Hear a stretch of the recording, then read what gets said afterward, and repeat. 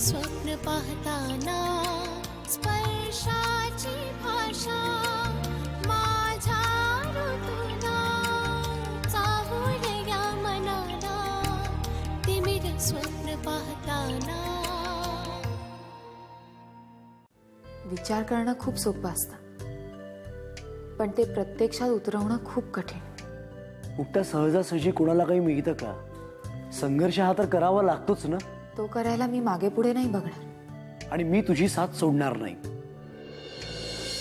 स्पष्टच बोलतो, पण 4 शब्दात एकदाही पैसा हा श्रेष्ठ आहे, पद प्रतिष्ठा सन्मान हे पैशाशिवाय मिळू शकत नाही हे नाही बोललात. हे ऐकून खूप बरं वाटलं, आश्चर्य वाटलं मला. अरे आश्चर्य काय त्यात? ज्याला जी भाषा समजते त्या भाषेत बोललं ना की फार कन्व्हिनियंट पडतं.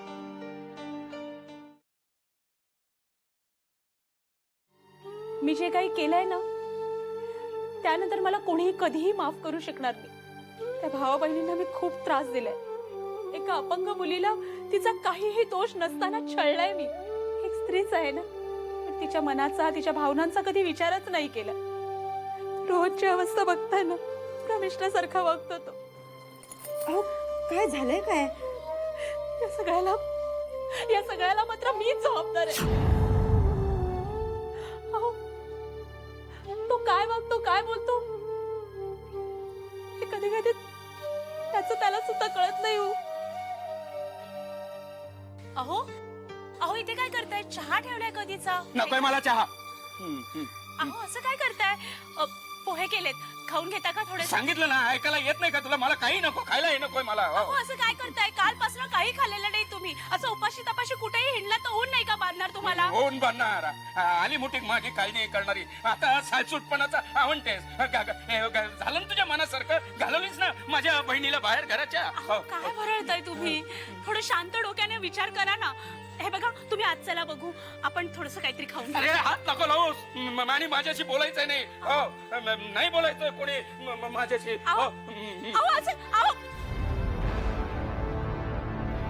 रोहन, रोहन, कोण? शीतल, काय काय झालं बेटा? काका काही नाही हो. रोहन असंच बडबडत निघून गेले. नेहमी असंच करता तो. धड खात नाहीत, पीत नाहीत आणि काहीही बडबडत बसतात. कसले शुद्धच नाही हो. धड विचारलेल्या प्रश्नांची उत्तर सुद्धा देत नाही. काय झालंय त्यांना काहीच कळत नाही. आणि त्यांची परिस्थिती जर अशीच राहिली तर काका, हे बघ तू माझ्या चुकाला ग्रहण लावलं हो वहिनी.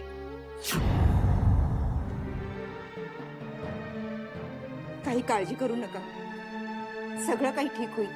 नाही हो बहिणी, आता सगळं काही ठीक होण्याच्या पलीकडेच गेले. अशा कर्माची फळं भोगते मी.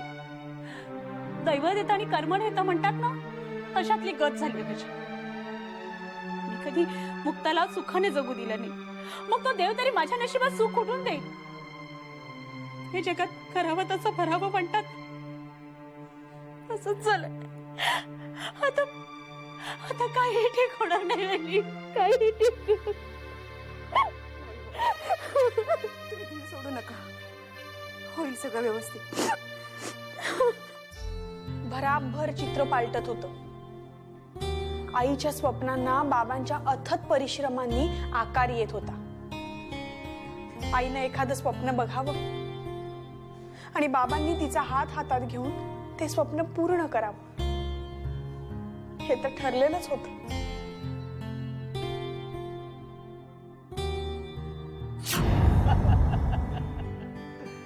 दीपक, तुझं काम नक्की झालंच म्हणून समज. Thank you sir. आणखी काय चाललंय?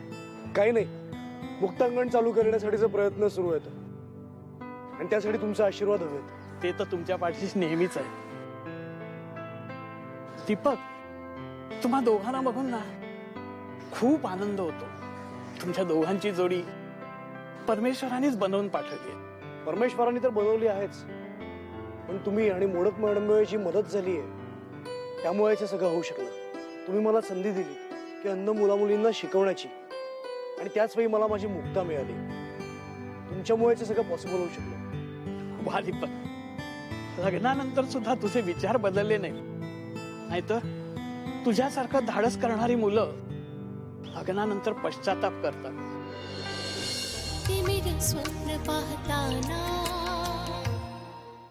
वा दीपक, लग्नानंतर सुद्धा तुझे विचार बदलले नाही. नाहीतर तुझ्यासारखं धाडस करणारी मुलं लग्नानंतर पश्चाताप करतात. पण तू मात्र अजिबात नाही सर. उलट मी स्वतःला भाग्यवान समजतो की मुक्ताने मला आपला जोडीदार म्हणून निवडलं. तिच्या बरोबरचा प्रत्येक क्षण हा सुंदर आहे. मी शब्दात नाही सांगू शकत. कल्पना आहे मला. बरं सर, तुम्ही घरी कधी येत आहे? मुक्तासारखी आठवण काढत असते. केव्हा येऊ सांग? आज आत्ता? हा, पण सर घर आमचं लहान आहे. पण त्यात राहणाऱ्या माणसांची मनं मोठी आहेत ना, आणि तेच महत्वाचं आहे दीपक. अरे ज्यांची मनं मोठी आहेत ना, तेच नेहमी दुसऱ्यांचा विचार करतात. तुम्ही दोघं समाजासाठी आदर्श आहात. मग सर, ठरलं तर तुम्ही आत्ता आमच्या घरी येत आहे. सर, एक रिक्वेस्ट होती. तुम्ही पुढे व्हा. मी माझं एक छोटंसं काम आहे ते उरकून येतो. ठीक आहे. हो, पण मुक्ताचा फोन आला ना तर तिला सांगू नको. आपण तिला सरप्राईज देऊ. ठीक आहे सर, मी निघतो.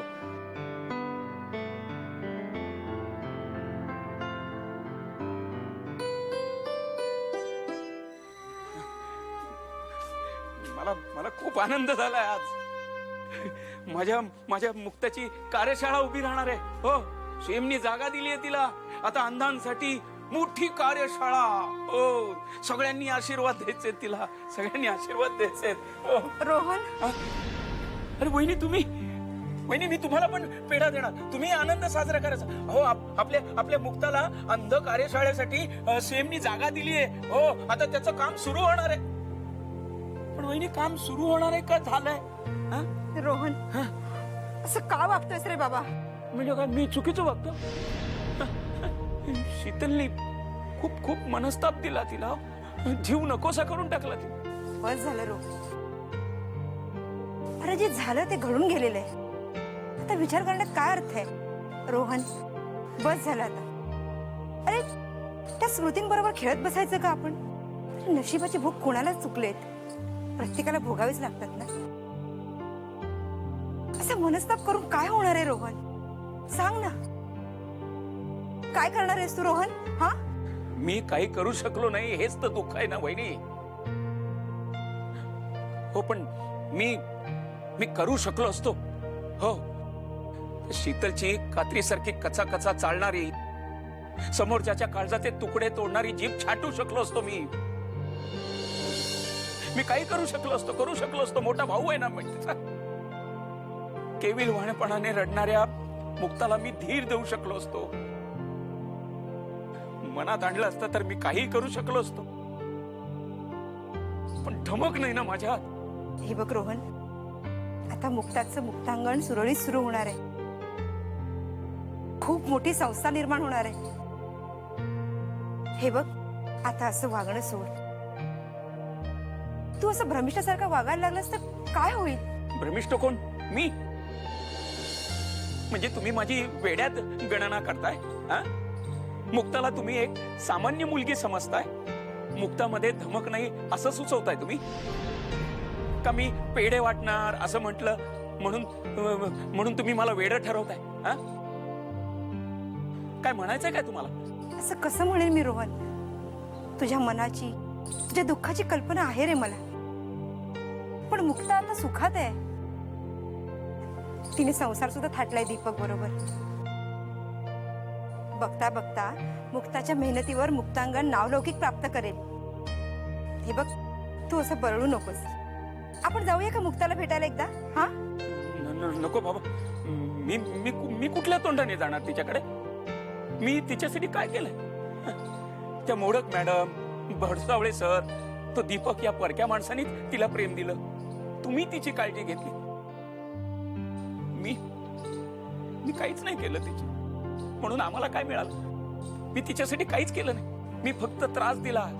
माझ्या बायकोने, शीतलने तिचा फक्त छळ केला. मुक्ता होती म्हणून बिचारी सहन करू शकली. कारण कारण मुक्ता आहेच असामान्य अशी मुलगी, म्हणून तिने हा सगळा त्रास सहन केला. आज मुक्ताला या समाजात पत आहे, नाव आहे, प्रतिष्ठा आहे. आम्हाला काय मिळालं? शीतलच्या त्रासाला कंटाळून ती घर सोडून निघून गेली. वहिनी, यातच माझी खूप मोठी हार झाली. माझ्यात धमक नव्हती ना तिला थांबवण्याची, पण देवाने तिचं रक्षण केलं. त्यामुळे तिला आमच्यासारख्यांची गरजच काय. देवच तिचा पाठीराखा झाला. सीएमनी तिला जागा दिली. हो, आता मुक्ताची कार्यशाळा उभी राहणार. हो, हा आनंद आपण सगळ्यांनी साजरा करायचा. मी सगळ्यांना पेढे देणार. आनंद साजरा करायचा सगळ्यांनी. मी सगळ्यांना पेढे देणार. हो. देवा, एका साध्या सरळ निष्पाप माणसाची काय रे ही अवस्था केलीस. रोहनच्या मनावर किती परिणाम झालाय. बिचारा रोहन कधी कुणाचं काही वाईट चिंतलं नाही. मुक्तासाठी जेवढं शक्य होतं तेवढं सगळं केलं.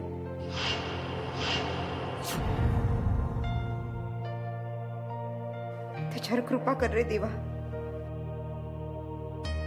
रोहनची अशी अवस्था नाही बघवत रे. कृपा कर देवा, कृपा कर.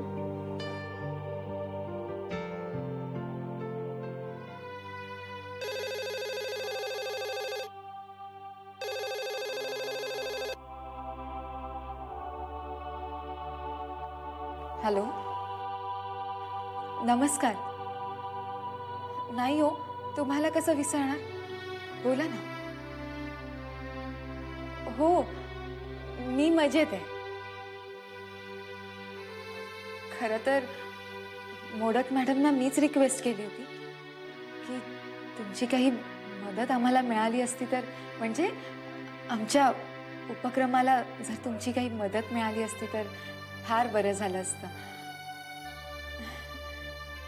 नाही नाही, काहीच हरकत नाही. हां, दीपक आले की सांगते ना फोन करायला. लगेच सांगते. तुम्ही जरा मनावरच घ्या. हा, नाही म्हणजे तुम्ही मदत करणार आहात यात काही शंका नाहीये मला, पण हे जरा लवकर झालं असतं तर खूप बरं झालं असतं. मंत्र्यांकडून रीतसर पत्रही मिळाले. सीएम साहेबांनी तर विनंतीवर विचार करायला सुरुवात सुद्धा केली.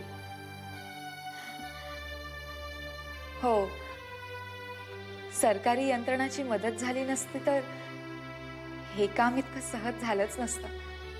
थँक्यू. मी नक्की सांगेन फोन करायला. थँक्यू. काय मुक्ताताई? सर,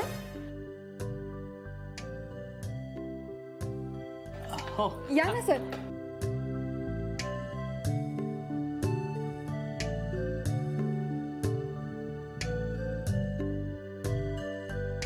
बसा ना.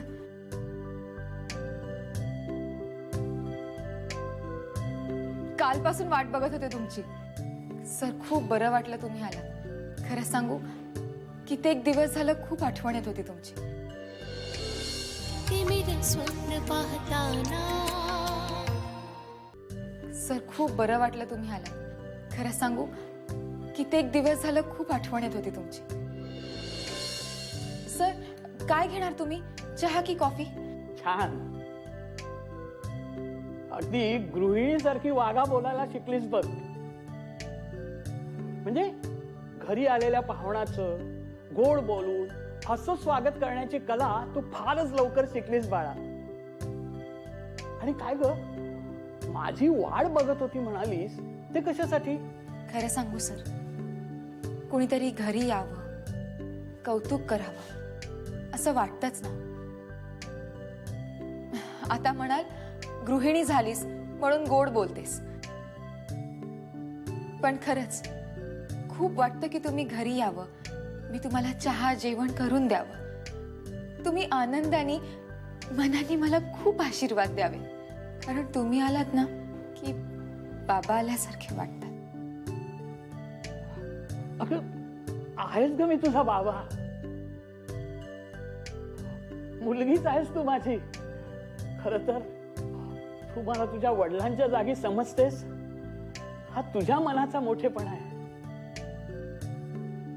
तुझ्यासारखी कर्तृत्ववान आणि हुशार मुलगी असणं माझ्यासारख्या बापाला अभिमानाचंच आहे. असं काही नाही सर, तुम्ही माझे गुरु आहात. तुम्ही घडवलंय मला. तुम्ही माझ्यात जिद्द निर्माण केली, स्वाभिमानानं जगण्याची ईर्ष्या निर्माण केली. तुम्ही जर मला उमेद दिली नसती, बळ दिलं नसतं, तर खूप दुबळे झाले असते. ठीक आहे, तू बोलायला कोणाला हरणार आहेस का? पण मी का आलो ते नाही विचारलंस. त्यात विचारायचं काय सर, घर तुमचंच आहे. पण आता सांगा. सांगतो. मला माझ्या एका विद्यार्थ्याच्या वडिलांनी रेफरन्स दिलाय. श्रीमती तेजस्विनी भुजबळ. आपल्या मोडक मॅडमना त्या ओळखतात. म्हणजे मोडक मॅडमनी त्यांच्याकडे शब्द टाकला होता. सर, तुम्ही येण्या अगोदर ना या संदर्भात एक फोन आला होता. मला वाटतं की कोणीतरी ना मध्यस्थ असावे. तर तुला आज उद्याकडे बोलावणं येईल. काय मुक्ता, मुक्तांगण ही तुझी एक स्वतंत्र संघटना असली ना तरी असे उपक्रम चालवण्यासाठी मुख्य असतात ते फंड्स. आणि फंड्स गोळा करायला, देणगीदार गोळा करायला खूप त्रास होतो. आपल्या समाजात आज असे श्रीमंत आहेत की अशा उपक्रमांना मदत करायला त्यांना आवडतं. अर्थात असे देणगीदार फारच चिकित्सक आणि नको तितके चौकस असतात. चंगळ, मस्ती, मजेत लाखो रुपये उधळणारे हे गर्भश्रीमंत एखाद्या समाजकार्य करणाऱ्या संस्थेला 2 रुपये देताना सुद्धा जाम त्रास देतात. हो सर,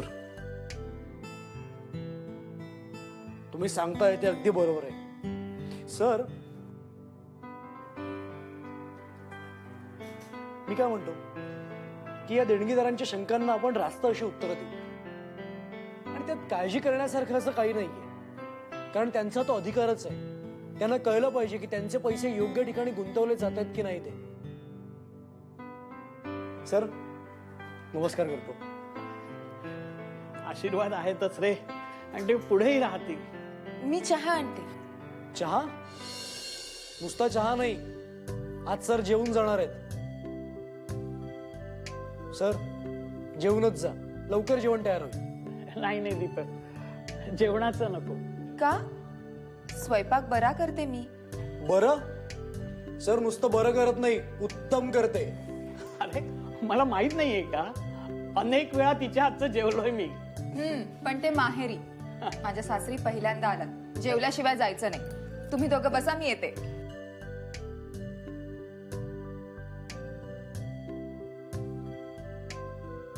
सर, आता मुक्तांगणचं काम जोरात सुरू होईल, तर तुमची खूप मदत लागणार आहे आम्हाला. हाय, कल्पना आहे मला. जेवण छान झालं.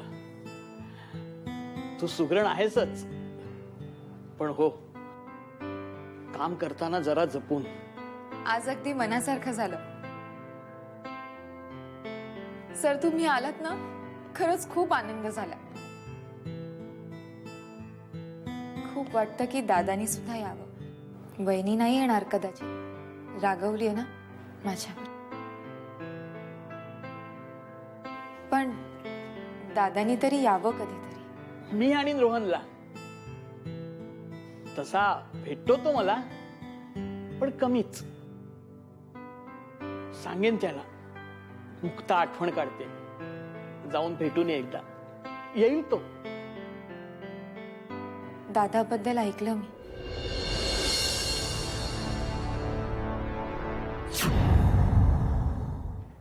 यापुढे तू कधीही उदास, नाराज व्हायचं नाहीस. तुझ्या चेहऱ्यावरचं हे गोड हास्य हरवलं ना की मला अस्वस्थ व्हायला होतं. तुमच्या परोपकारी वृत्तीचं कौतुक करावं म्हणून मी बोललो. मी असं काहीही वेगळं केलेलं नाहीये सर. आणि खरं तर ह्यापेक्षा खूप जास्त करायचं असं मला वाटतं. मॅडम, तुम्ही तेजस्विनी मॅडमना ओळखता? नाही नाही, पहिल्यांदाच भेटते मी. कमी बोलतात असं ऐकलंय मी.